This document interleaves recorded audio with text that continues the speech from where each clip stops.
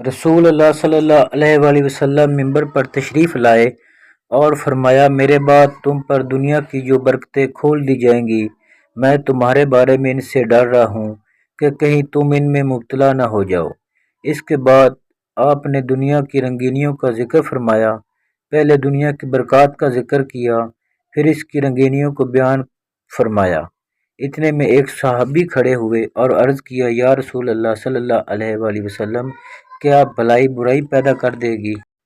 آپ صلی اللہ علیہ وآلہ وسلم اس پر تھوڑی دیر کے لیے خاموش ہو گئے۔ ہم نے سمجھا کہ آپ صلی اللہ علیہ وآلہ وسلم پر وحی نازل ہو رہی ہے۔ سب لوگ خاموش ہو گئے جیسے ان کے سروں پر پرندے ہوں۔ اس کے بعد آپ صلی اللہ علیہ وآلہ وسلم نے چہرہ مبارک سے پسینہ صاف کیا اور دریافت فرمایا، سوال کرنے والا کہاں ہے؟ کیا یہ بھی مال اور دنیا کی برکات خیر ہے؟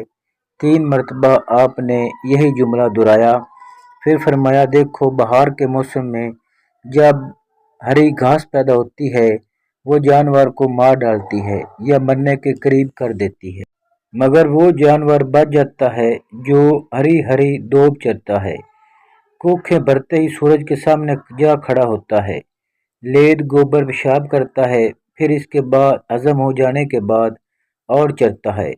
اسی طرح یہ مال بھی ہرا بھرا اور شیریں ہے، اور مسلمان کا وہ مال کتنا عمدہ ہے جسے اس نے حلال طریقوں سے جمع کیا ہو اور پھر اسے اللہ کے راستے میں جہاد کے لیے، یتیموں کے لیے، مسکینوں کے لیے وقف کر دیا ہو۔